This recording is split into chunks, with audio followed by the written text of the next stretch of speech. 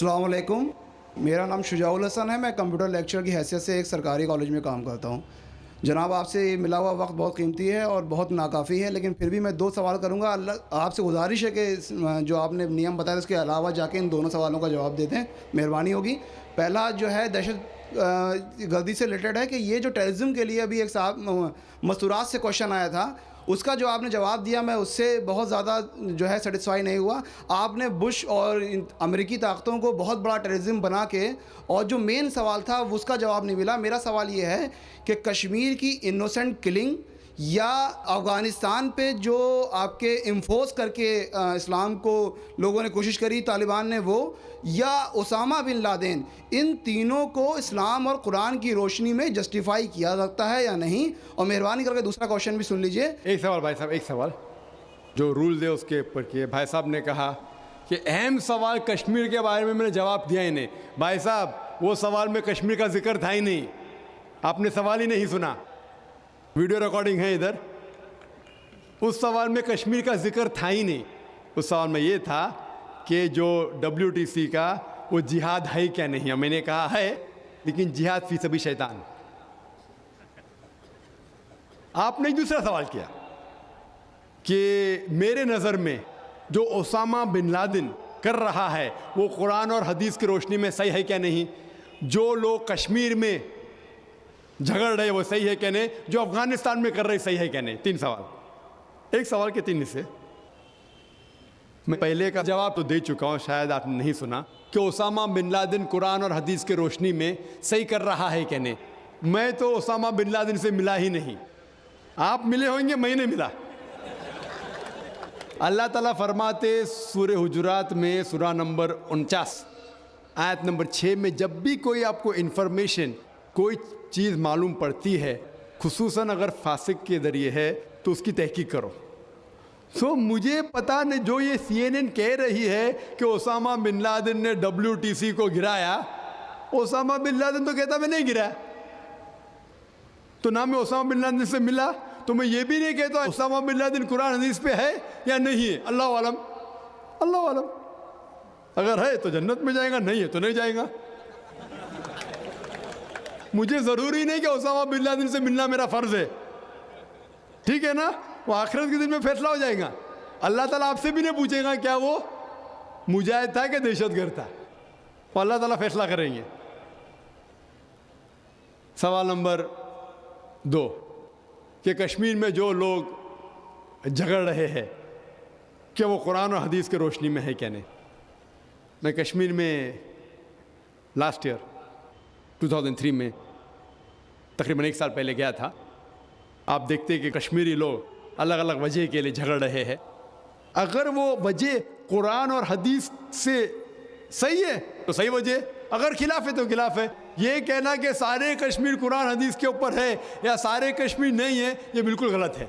کچھ لوگ قرآن اور حدیث کی روشنی میں جدوجہد کر رہے ہوں گے تو صحیح جہاد کر رہے. کچھ لوگ اپنے ذاتی فائدے کے لیے ایک دوسرے کا قتل کر رہے، وہ بالکل غلط ہے.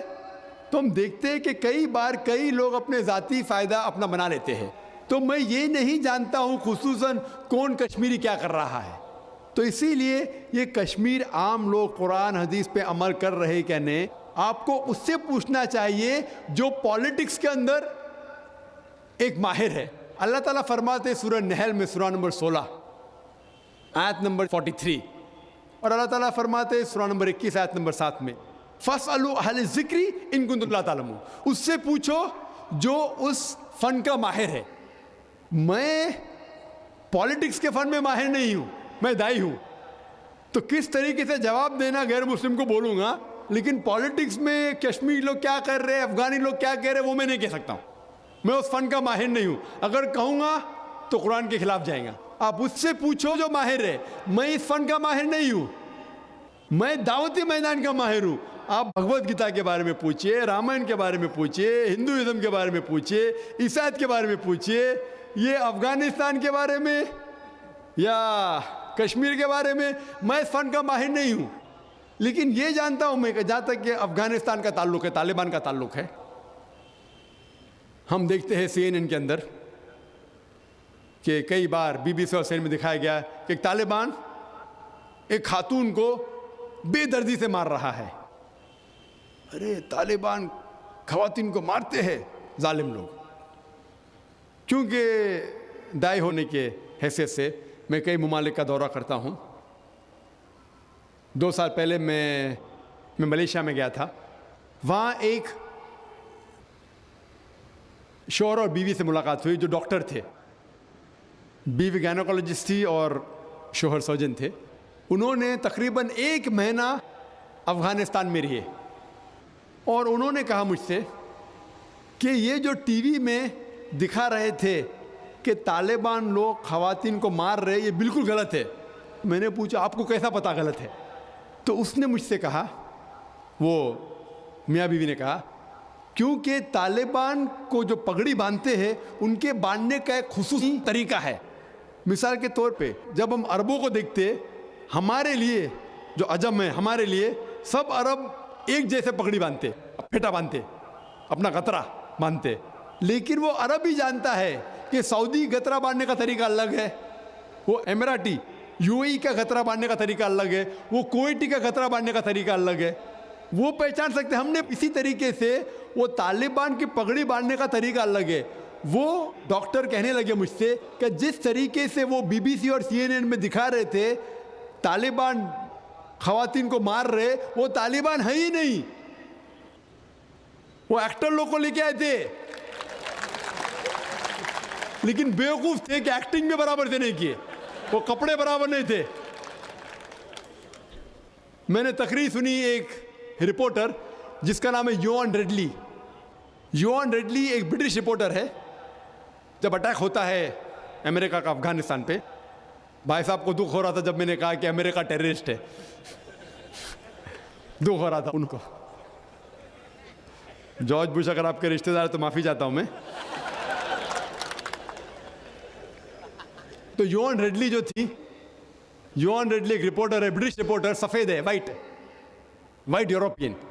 اس کو بھیجتے ہیں افغانستان میں تحقیق کرنے کے لیے طالبان کے بارے میں. وہ سارے تحقیق کرتے اور پورے ٹائم وہ نقاب میں رہتی ہے، حجاب میں رہتی ہے. ایک بار کیمرہ گر جاتا ہے اور اس کا راز فاش ہو جاتا ہے تو طالبان اسے پکڑتے ہیں، 6 دن تک اسے قید کرتے ہیں. اور جس طریقے سے طالبان نے اس کے ساتھ برتاؤ کیا وہ اس لیکچر میں کہتی ہے کہ لوگ جب انہیں پکڑتے ہیں تو بولتے کون اس کے ساتھ ہے، تو آدمی کو لے کے آتے، پھر اس کو لے کے جاتے ہیں اور سب لوگ گھیر لیتے. تو وہ سوچتی ہے ابھی چند منٹوں میں یہ جاہل لوگ میرا قتل کر لیں گے. شاید ہو سکتا ہے کہ 10-15 طالبان میرا بلاತ್ಕಾರ کریں گے. اس کے ذہن میں یہ سب جا رہا ہے، سوچ رہی ہو سکتا ہے کہ مجھے جھاڑ پہ سے لٹکا دیں گے. وہ ایک دم ڈری ہوئی ہوتی. 1 گھنٹے تک لوگ اسے گھیرتے لیکن کوئی بھی سامنے نہیں آتا. وہ سوچتے ابھی میری موت، ابھی میری موت. 1 گھنٹے بعد ایک افغان عورت آتی ہے اور اس کے جسم کی جانچ پڑتال کرتی ہے. پھر اسے پتہ لگتا ہے ہاں یہ لوگ سمجھتے ہیں کہ میرے پاس ہتھیار ہے. وہ اتنا تیش میں آتی ہے، اگر لوگ میں سے پوچھنا چاہیے ہتھیار میں بولتی نہیں ہے. 1 گھنٹہ تک کہ میں تڑپ کے مر رہی ہوں کہ یہ آج مجھے ماریں گے. وہ تیش میں آ کے کیا کرتی ہے، اپنا اسکرٹ اٹھا لیتے، دیکھو میرے پاس ہتھیار نہیں ہے. جیسا اسکرٹ اٹھاتی ہے طالبان 180 ڈگری اس طرف دیکھتے اور بھاگ جاتے. تو وہ کہتی ہے اپنے تقریر میں طالبان کو مارنے کے لیے بم گرانے کی ضرورت نہیں. وہ کہتی ہے اگر عورتوں کے کپڑے چھوڑیں گے تو طالبان مر جائیں گے شرم کے مارے. اور وہ تقریر کرتی ہے کہ اس عزت سے میری حفاظت کی 6 دن تک کے وہ طالبان لوگ نے. اور جب اسے پوچھا جاتا ہے سوال جواب کی نشست میں کیا آپ کو لگتا ہے کہ القاعدہ نے WTC کو گرایا، تو وہ یوان ریڈلی کہتی ہے میرے حساب سے القاعدہ موجود ہی نہیں ہے. یہ اس کا کہنا ہے، میرا کہنا نہیں. اور جب اسے آزاد کیا جاتا ہے 6 دن کے بعد، اور جب باقی رپورٹرز پوچھتے آپ کے ساتھ کیا سلوک کیے، تو انہوں نے کہا اتنا اچھا حسن سلوک کیے کہ رپورٹ کے اندر ہی نہیں آیا. اور اس نے صرف یہ وعدہ دی تھی کہ میں انگلینڈ جا کے واپس سے قرآن مجید کا ترجمہ پڑھوں گی. تو وہ جاتی ہے اور چند مہینے بعد قرآن کا ترجمہ پڑھتی ہے اور اس کے بعد وہ اسلام قبول کرتی ہے. تو اس کے نظریے سے طالبان ایک دم معصوم ہیں, ان کے اوپر ظلم کیا گیا تھا. تو آپ مجھے پوچھیں گے بھائی طالبان کیا قرآن و حدیث کی روشنی میں صحیح ہے؟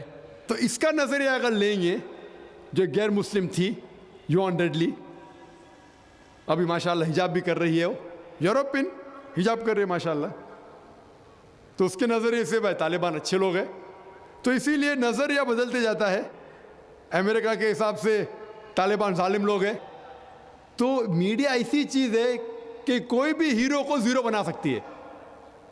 They can make day into night black into white, day into night black into white. Hero کو زیرو بنا سکتی ہے, کوئی ولن کو بھی ہیرو بنا سکتی ہے.